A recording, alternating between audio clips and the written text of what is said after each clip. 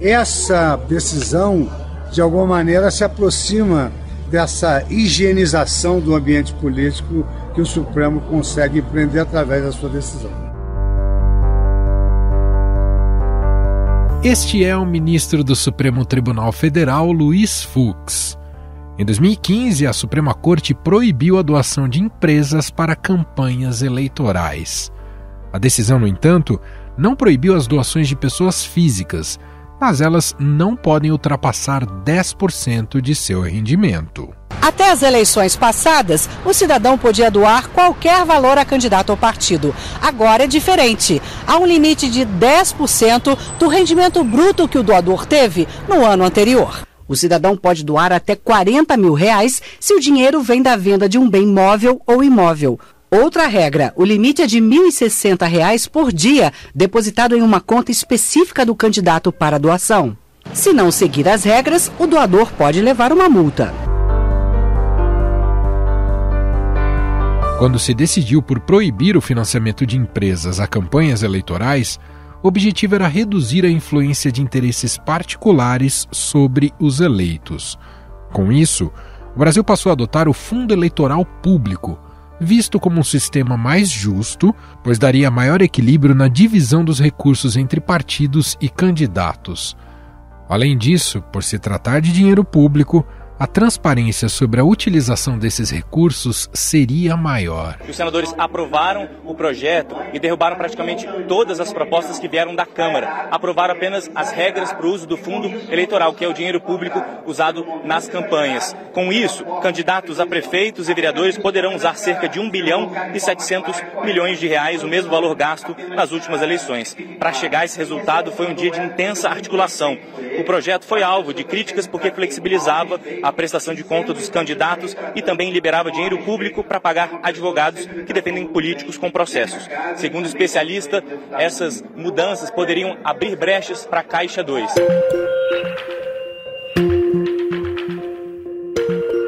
Nestas eleições, os partidos tiveram cerca de R$ 5 bilhões para usar nas campanhas para presidente, governador, senador e deputados federal e estadual. O valor que foi aprovado para este ano é mais que o dobro dos cerca de 2 bilhões empregados nas eleições de 2018 e de 2020. A Comissão Mista de Orçamento do Congresso Nacional aprovou nesta terça-feira o texto base da proposta de orçamento da União para 2022. A aprovação se deu em meio a impasse sobre o valor do fundo eleitoral e sobre o reajuste para policiais. O valor total da despesa para o próximo ano foi fixado em R$ 4,820 bilhões. O fundo eleitoral, que foi alvo de críticas, foi alterado 2 vezes pelo relator, Hugo Leal. Ele havia proposto R$ 4,7 bilhões, mas após negociação com os partidos, elevou o valor para R$ 4,9 bilhões.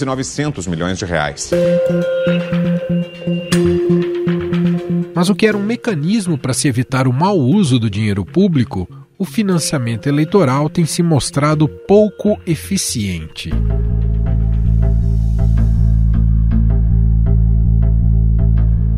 O Estadão revelou que partidos políticos repassaram ao menos R$ 5,8 milhões do fundo eleitoral para candidatos fantasmas.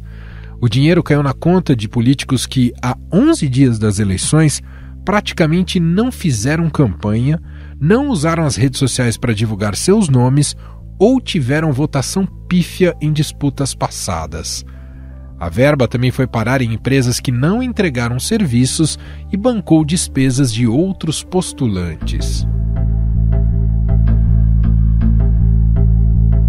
No total de repasses do fundão eleitoral até agora, apenas 6% dos candidatos receberam cerca de 57% dos mais de R$ 4 bilhões distribuídos pelos partidos.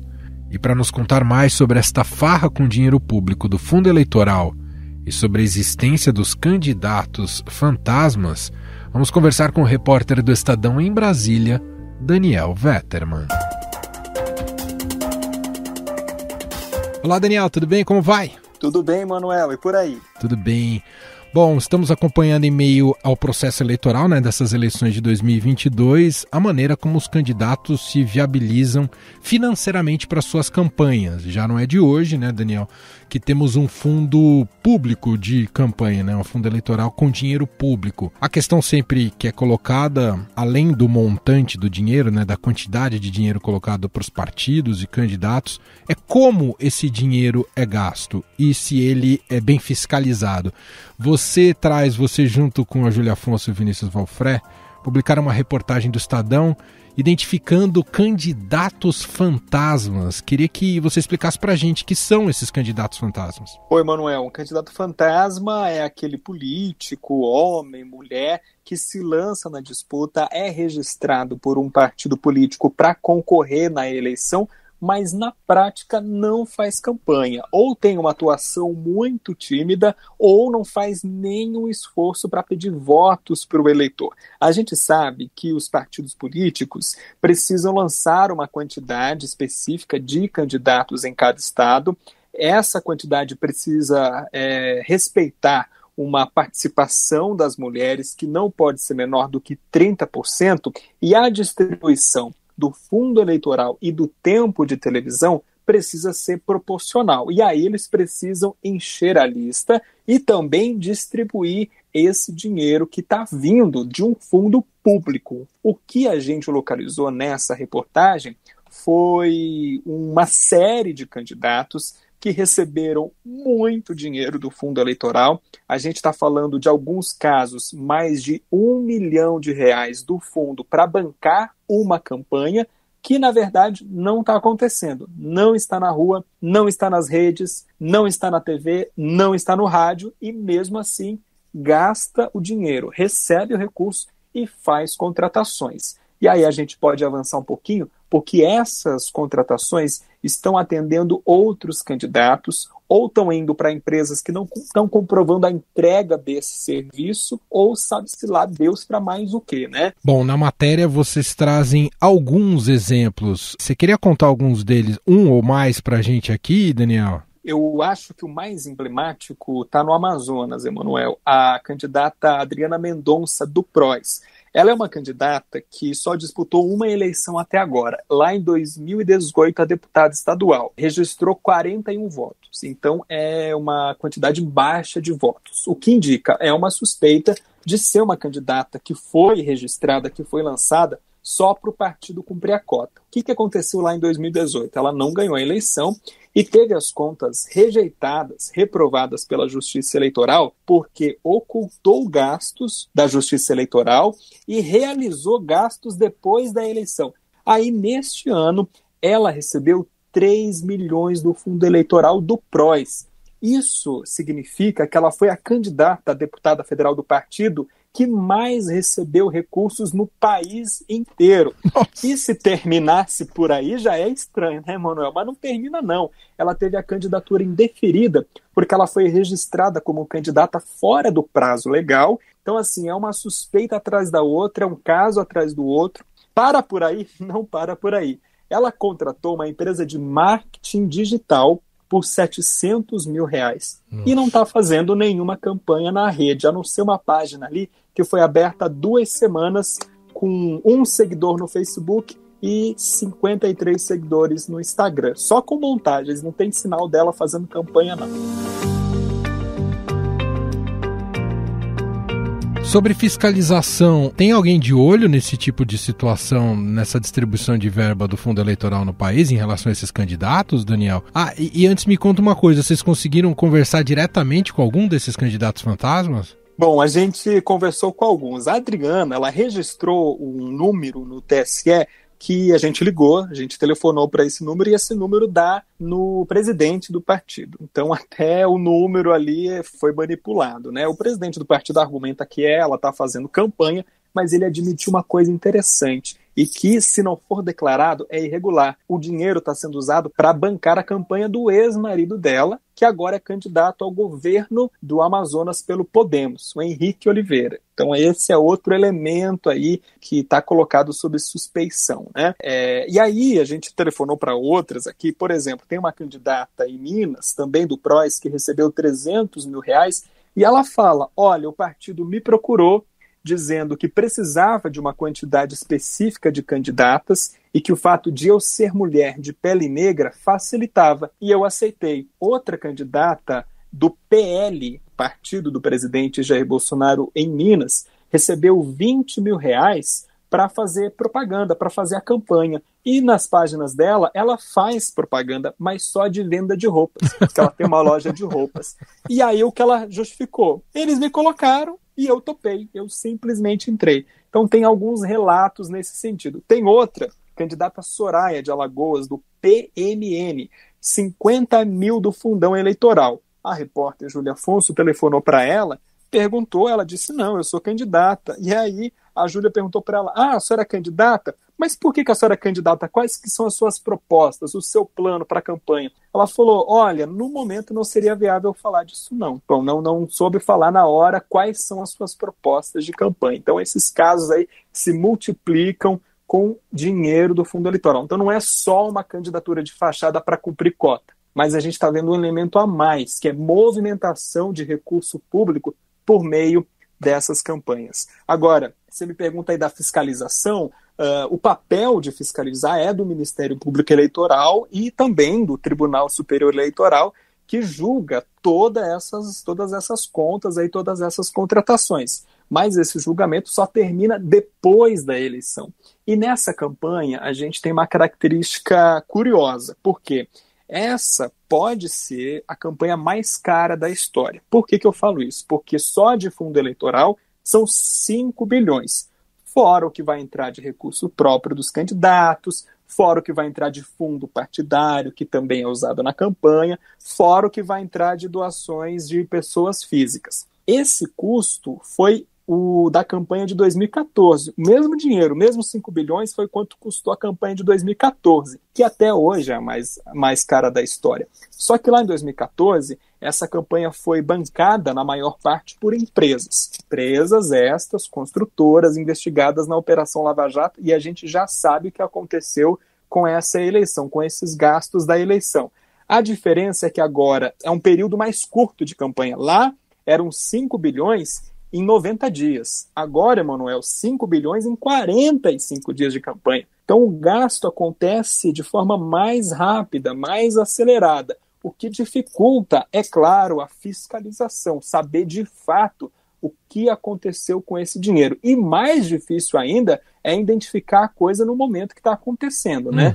Muita coisa só vai aparecer, provavelmente, depois do leite derramado.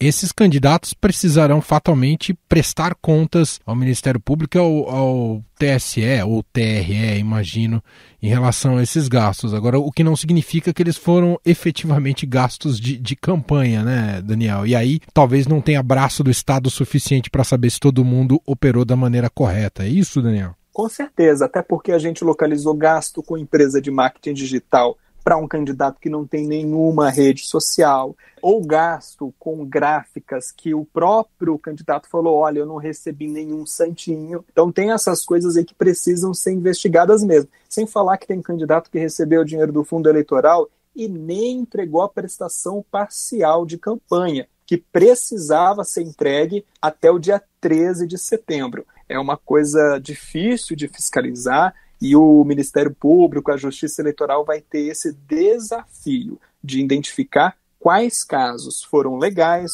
qual recurso público foi bem gasto, foi efetivamente entregue e quais acabaram indo pelo ralo. Daniel, obrigado aqui por contar essas histórias aqui pra gente e apresentar esse alerta, né? Afinal é dinheiro de todos. Um abraço e até a próxima. Até a próxima. Um grande abraço.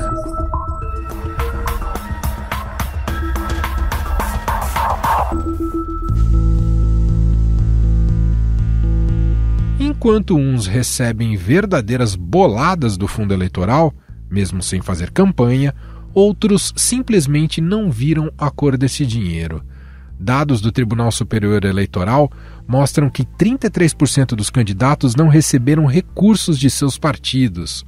O PROS, por exemplo, destinou recursos para 27% dos seus candidatos e está entre os que menos distribuíram o valor para este fim.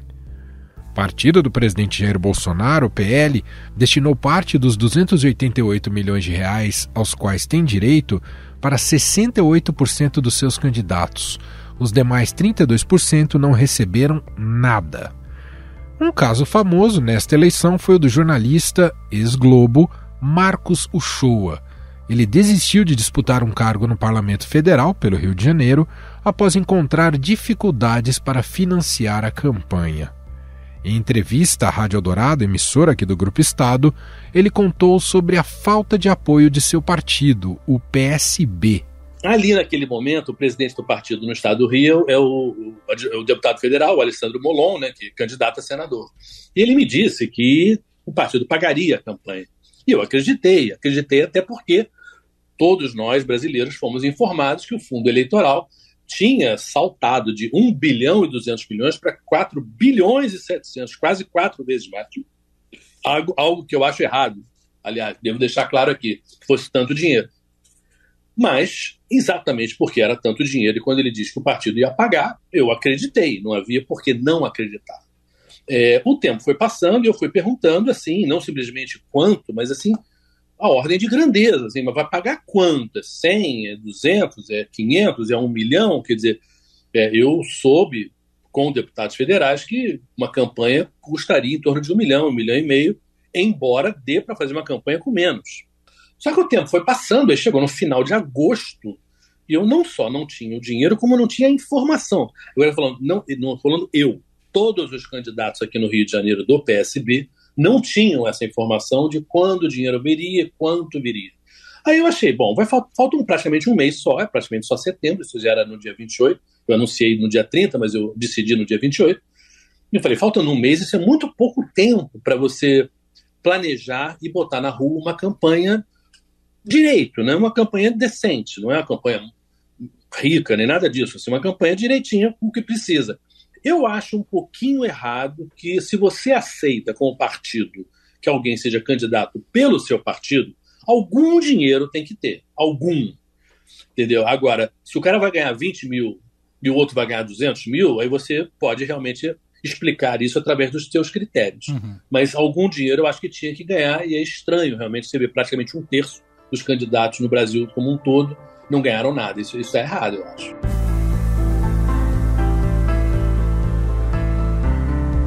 Líder das pesquisas, o PT de Lula aparece em 4º lugar na distribuição mais igualitária, com 95% dos candidatos contemplados pelo fundo eleitoral. O fundo eleitoral deve ser usado somente na campanha. O partido é obrigado a devolver o valor à Justiça Eleitoral caso não use os recursos com as candidaturas até o fim da eleição. Afinal, o modelo de financiamento público de campanhas precisa ser aperfeiçoado? Por que no Brasil o dinheiro dos filiados não é a principal fonte de recurso para as campanhas? Retomar o financiamento empresarial faria sentido? Sobre esses temas envolvendo a distribuição de recursos públicos para os partidos e candidatos, vamos conversar agora com o cientista político da FGV, Sérgio Praça.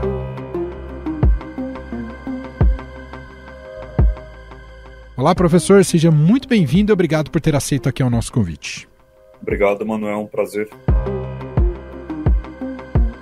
Professor, nós migramos para o Fundo Público de Campanha com o objetivo de acabar com a corrupção na relação que havia com as empresas. Isso se mostrou de maneira mais contundente ali durante a fase da Operação Lava Jato.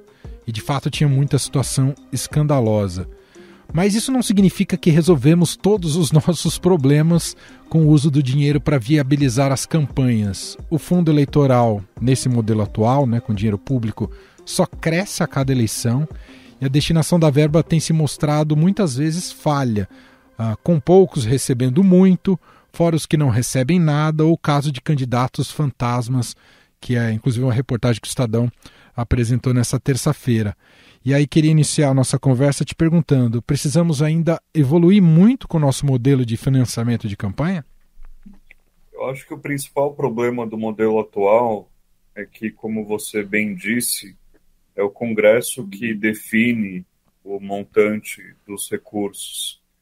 E o céu é o limite, né? Não tem limite para quanto os partidos captam, né, digamos, da tributação brasileira para custear as campanhas e as suas próprias organizações, né? Quer dizer, o limite deveria ser dado por eles mesmos, né? Deveria ter uma autocontenção, um bom senso, mas infelizmente a gente não pode contar com isso. Então, assim, não sei como resolver. É um problema, olha, praticamente impossível de resolver, porque colocar quem para definir esse montante? O judiciário não é razoável. O poder executivo é pior ainda, se eu obviar. A sociedade civil, como? Né? Pressionando a opinião pública, com jornalismo, enfim, que é o que a gente tenta fazer hoje, mas é uma situação bastante complicada. Eu acho que é uma das piores coisas na democracia brasileira atual. Faz sentido discutir se esse é o modelo ideal, se é preciso reabrir o debate de ter financiamento, por exemplo, de empresas ou não? Como é que o senhor vê isso? Empresas e campanhas não deveriam se misturar, ponto. É claro que empresas sempre terão interesse político para implementar alguma legislação ou regular alguma coisa ou deixar de pagar certo tributo, né? Claro, e sim, de certo modo é legítimo que empresas e empresários queiram benefícios, mas qualquer canal que o sistema der para essa comunicação vai ser usado para fins muito ruins, né? Então, eu sou contra o financiamento legalizado de empresas para campanhas. Obviamente, eu sou contra o financiamento ilegal também, não nem preciso dizer, mas financiamento legal, bom, é crime, né? Então, quando se descobre, há punição. E financiamento legal não bom, antes, né, era permitido e tinha consequências muito ruins, eu acredito, para o sistema político. Não só no Brasil, em muitos países, né? Todo país que tem financiamento empresarial tem algum problema com isso. Uhum. A gente teria condições, como cultura e ambiente políticos, professor, de ter uma participação maior da sociedade civil na ligação com os partidos e aí o financiamento das campanhas desses partidos sem depender tanto do dinheiro público? Eu acho muito improvável, Emanuel, porque pelo simples fato de que no Brasil temos muitos partidos políticos. Isso é permitido pelas regras do sistema eleitoral. Então, né, quando se compara partidos políticos nos Estados Unidos, né, democratas e republicanos, são dois. Aí você fala de fazer uma fiscalização da sociedade civil e da mídia, né, com relação a dois partidos, eu acho factível, viável, né? Sem entrar no mérito de ideologia nem nada. Mas se pensar no Brasil, em que a gente tem pelo menos 7, 8 partidos com bastante relevância política, com bastante peso político, sim, fica muito, muito difícil pensar que a sociedade civil consegue se organizar para isso, né? Aí eu acho que realmente tem que ficar a cargo do Judiciário, do Tribunal Superior Eleitoral e da mídia mesmo, né? Enfim, o máximo possível, né? Uhum. É difícil, mas são os instrumentos que a gente tem. Quer dizer, o problema crônico de fundo é que existe um enfraquecimento da representatividade partidária no país? Exatamente, né? Olha, Manuel, eu não estou convencido de que, enfim, estou claramente convencido de que a cultura política brasileira é problemática, né? A cultura é um problema, sim, né? Agora, o que é problemático, como resolver, eu não faço a menor ideia e quem diz que sabe, acho que tá engambelando também. Mas o problema da fragmentação partidária no Brasil, eu não sei se é a origem de todos os males ou se é uma consequência também de vários males, e pode ser as duas coisas. Eu acho que é o principal, assim, né, é o que mais chama atenção no Brasil como sistema político em perspectiva comparada, né?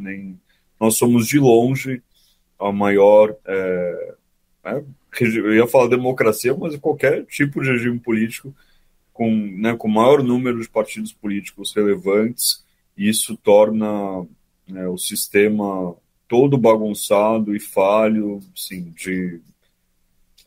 tudo que se pode imaginar que tem de problema no sistema político brasileiro, de alguma maneira vai tocar nisso, né? Digamos, o número, não digo no excesso de partidos, mas no número alto de partidos. Só para a gente fechar, queria voltar ao ponto inicial. A grande questão de financiamento de campanha hoje é porque o céu virou limite, não há limite para quanto dinheiro é gasto. É isso, e não é uma solução muito fácil de encontrar. É isso. É quase como se a gente precisasse de um teto de gastos para saber qual a regrinha seria ideal para o tamanho do gasto com campanha no país, não é, professor? O problema do teto de gastos é que até ele foi rompido, né? Verdade. Então, mas pelo menos durou um tempo, né? Olha, eu acho esse problema, sim, impossível de resolver, porque ninguém tem incentivo para diminuir esse gasto. Claro. Né? Nem o presidente tem, nem o judiciário. Então, assim, o que dá para fazer, né, como eu sugeriria, é assim, um máximo de atenção da mídia e da sociedade quando se for votar. Isso, né? Um máximo de pressão. Pessoas ligando, né, para o celular do deputado, falando, não pode votar isso aí, a gente vai lembrar disso depois. Mas é muito improvável, né? Então, assim, isso realmente é um ponto que eu estava otimista, agora eu voltei a ficar super pessimista. Porque isso realmente não tem... Olha, se alguém tiver uma solução, seria ótimo, mas eu não vejo motivo para nenhum político, ninguém no sistema político colocar um limite nisso. Muito bem, nós ouvimos aqui Sérgio Praça, cientista político da Escola de Ciências Sociais da FGV, gentilmente atendendo aqui ao nosso podcast. Obrigado, viu, Sérgio? Muito obrigado, Emanuel, foi um prazer. Estadão Notícias. E este foi o Estadão Notícias de hoje, quarta-feira, 21 de setembro de 2022. A apresentação foi minha, Emanuel Bonfim. Na produção, edição e roteiro, Gustavo Lopes, Jefferson Perleberg, Gabriela Forte e Ana Luísa Antunes. A montagem é de Moacir Biasi. Escreva pra gente no e-mail podcast@estadão.com. Um abraço para você e até mais.